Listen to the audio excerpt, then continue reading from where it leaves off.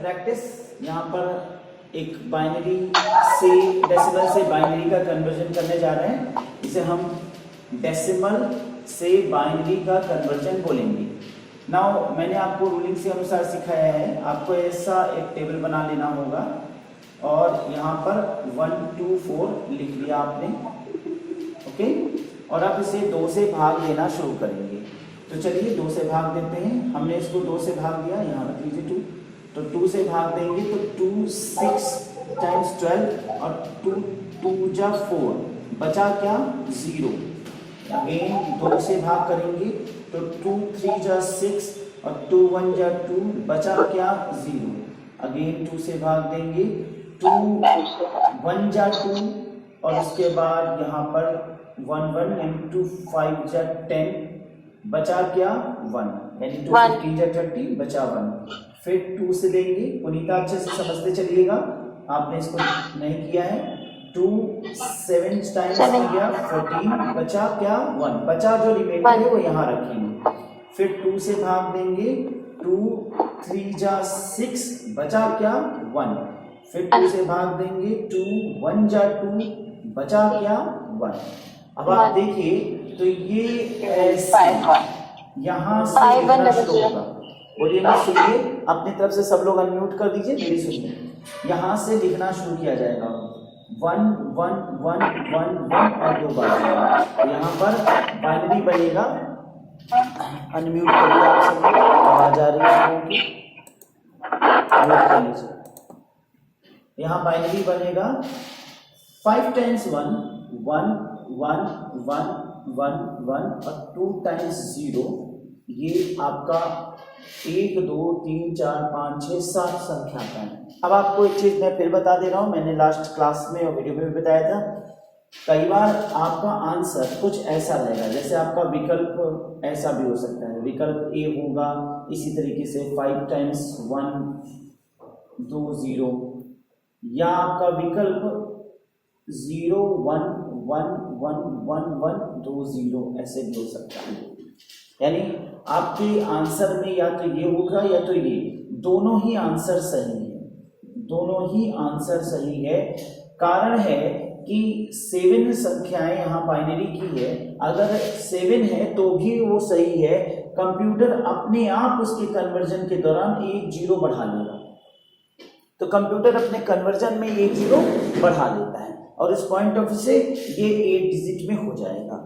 तो 0 1 हम अगर बढ़ा भी दें तो वो गलत नहीं होगा, और अगर आप उसको कहीं सॉल्व करते 0 लगा देते तो भी गलत नहीं होगा, क्योंकि मैंने आपको बताया था कि जब वापस हम कन्वर्जन करेंगे, मान लीजिए हम इसी कन्वर्जन करें, इसी बाइनरी को हम कन्वर्ट करें डेसिमल में और ये देखना चाहें तो 0 का मान हमेशा 0 ही आएगा, 0 का कन्वर्जन 0 ही आएगा। ठीक है, चलिए मैं आपको इसी क्वेश्चन में कन्वर्जन ही कर दे रहा हूं, तो आप बहुत बेहतर रूप से समझ लेंगे कन्वर्जन को यहाँ पर, जिससे कि याद हो जाएगा और किस तरीके से इसकी टेस्टिंग भी हो जाएगी। और 0 लगाया तो 0 का क्या मकसद निकलना है, जिन लोगों ने नहीं समझा है वो समझ लेंगे।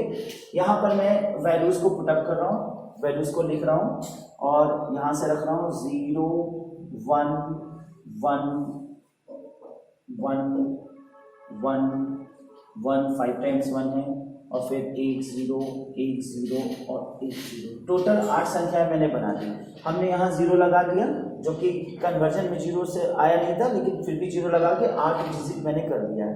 अब देखिए पहला स्टेप हम सबके पावर्स को रख लें, हमें सब पे बाइनरी करना है और ये बाइनरी है तो पावर रखते हैं। चलिए बाइनरी है तो 2 लिख लें, सब में 2 लिख लिया मैंने। गलत हो गया क्या? 1 2 3 4 5 6 7 8 9, सॉरी गलती हो गई, 1 0 बन गया। ठीक है, हाँ कोई बात नहीं। अब यहाँ पर 0 लगा दिया, ये 1 ये 2 ये 3 ये 4 ये 5 ये 6 और ये 7। रत्नेश ध्यान रखिएगा, आप हैं तो मैंने आपको अभी बताया था हम 7 के ऊपर नहीं जाएंगे। ठीक है, क्यों? क्योंकि 0 से शुरू करेंगे, पावर से हमेशा 7 तक जाती है। ठीक है, यहाँ पर according to the binary calculation, according to calculation in computer, we will not move over than to the power 7. Alright, now अब ये पावर लगा है 0 1 2 3 4 5 6 7, अब इसकी वैल्यू रखेंगे तो 2 की पावर 0 और चाहे 8 की पावर 0 चाहे 16 की पावर 0 हमेशा वैल्यू 1, ये याद कर लीजिए। दैट शुड बी रिमेंबर, इसे याद कर लेना चाहिए कि हमेशा जब पावर 0 होगी तो उसकी संख्या का आंसर वो संख्या 1 लिखी जाएगी। इसके बाद यहाँ पर 2 की पावर 1, 2 की पावर 1 है तो इसका मतलब 2, साधारण अरिथमेटिक नियमों के अनुसार 2 की पावर 1 इसका मतलब 2 हो जाएगा। ठीक है, तो यहाँ पर हाँ ठीक है, चलिए तो यहाँ पर जो है 2 to the power 0, 2 to the power 1 that is 2, 2 to the power 2 इसका मतलब हो गया 4, फिर 2 to the power 3 इसका मतलब हो गया 8, यहाँ 8 4 जा 32, यहाँ 32 2 जा 64, यहाँ 128, यहाँ 256, is it 64 into 2 that is 128, 128 into 2 256, 256, और ये हमारा टोटल हो जाता है ये वैल्यूज। अब इस वैल्यूज के साथ हमें क्या करना है, इस वैल्यू से मल्टीप्लाई करना है। ये मैंने आपको भी हेक्साडेसिमल वाले में भी बताया था और वही चीज यहाँ पे भी समझिएगा, मल्टीप्लाई करना है। क्या करना है, मल्टीप्लाई। तो चलिए मल्टीप्लाई करते हैं। 1 into 0 always comes 0, 2 into 0 always comes 0। और 2 to the power 32 नहीं होगा, 2 to the power 16 होगा, 2 to the power 4। Yes sir, यहाँ आपने 32 लिखा है। सर 32 फिर 64 होगा। यस यस यस, ठीक है, एडिट कर दिया, थोड़ी यहाँ गलत थी। दैट इज 16 द पावर, यहाँ पर 2 द पावर 4 16 हो गया, 16 होगा, 32 होगा, 64 होगा, 128 होगा।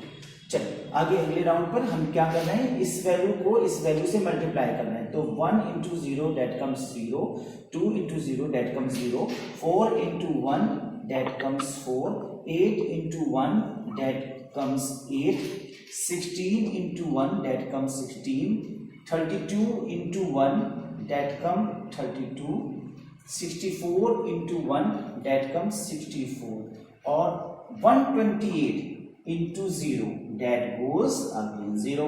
तो आपको ध्यान होगा हमने यहाँ 0 बढ़ाया और 0 बढ़ाते से मैंने बताया कि वैल्यू काउंटेबल नहीं है। अब चाहे हम 0 और भी लगा दें, खैर और तो लगेगा नहीं, लेकिन 0 जितना भी लगेगा उसका कोई मतलब नहीं है, मीनिंगलेस है, और इसलिए 0 लगाने से इसकी मतलब महत्वता नहीं बढ़ जाती। तो यहाँ पर आपको मैंने दिखाया कि 0, और अब ये मैंने कैलकुलेटेड वैल्यू रखा। फाइनली हमें क्या करना होता है, जब हम ये वैल्यू कैलकुलेटेड रख लेते हैं तो सबको ऐड कर देते हैं।